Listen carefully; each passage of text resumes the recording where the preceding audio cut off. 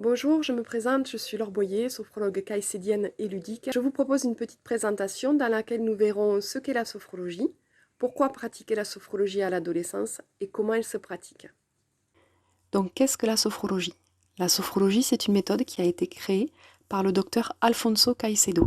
Il était médecin psychiatre et il s'est rendu compte que ses patients avaient une tendance naturelle à parler principalement du négatif de leur existence. Il s'est aussi rendu compte qu'en orientant leur discours vers les expériences positives, vers les souvenirs agréables ou les sensations positives de leur corps, il avait de meilleurs résultats au niveau de leur guérison. Il a donc décidé de créer une méthode qui permet de rétablir l'équilibre corps, esprit, émotion. C'est-à-dire une méthode qui permet aux personnes de se rendre compte par elles-mêmes de toutes les capacités, de toutes les ressources qu'elle a en elle pour faire face aux différentes épreuves de la vie. Donc une méthode qui permet aussi de mettre à l'arrêt le moulin des pensées, d'accueillir les émotions et de gérer le stress. Pour créer sa méthode, le professeur Caicedo s'est inspiré du yoga, du zen japonais et du bouddhisme, dans lesquels il a récupéré des exercices de respiration, des postures, des exercices d'attention, de concentration. Il s'est également appuyé sur ses connaissances en psychologie et en neurologie pour créer une méthode s'appuyant sur la plasticité cérébrale, les niveaux et les états de conscience. C'est ainsi qu'est née la sophrologie. La sophrologie est une méthode de relaxation basée sur la respiration et sur des exercices de tension musculaire pour permettre d'installer un relâchement musculaire volontaire. Pendant ces relaxations, nous faisons aussi des mouvements pour stimuler le corps ou certaines parties du corps. Et ces stimulations permettent de prendre conscience de nos capacités. Les capacités du corps avec la vitalité, la forme, la force, le mouvement. Et les capacités de l'esprit ensuite avec un nouveau regard sur nous-mêmes, l'accueil de nos émotions, la gestion du stress. Pourquoi pratiquer la sophrologie à l'adolescence? À l'adolescence, le corps est en pleine métamorphose hormonale et physique, avec par exemple un endormissement plus tardif, la transpiration, la maturation de l'appareil reproducteur et parfois des croissances spectaculaires. L'adolescence est aussi la période où l'individu est en pleine construction, dans des contextes psychologiques, individuels, familiaux et sociaux.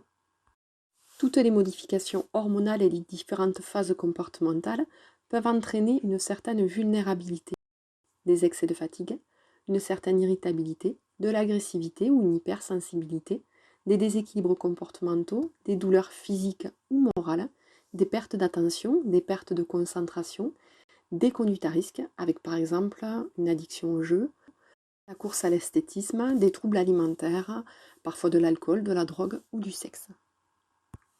À l'adolescence, pratiquer la sophrologie peut vous permettre de maîtriser votre corps, se réapproprier son corps en pleine transformation, apprendre à se détendre, gérer ses émotions avec l'accueil des sensations liées aux émotions, la libération des tensions, apprendre à gérer son stress, trouver l'équilibre entre les facteurs de stress et la personne que nous sommes, gérer son sommeil, développer ses capacités de concentration et de mémorisation, se préparer à un examen, retrouver confiance en soi et une bonne estime de soi, apprendre à se projeter positivement dans le futur et améliorer la relation à soi-même et aux autres.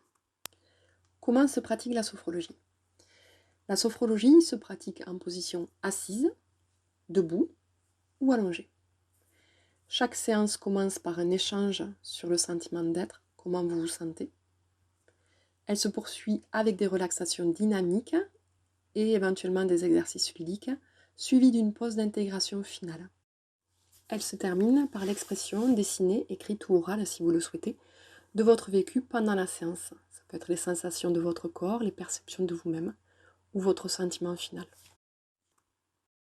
En conclusion, je dirais que la sophrologie donne à chacun une formidable caisse à outils que chacun peut utiliser dans sa vie.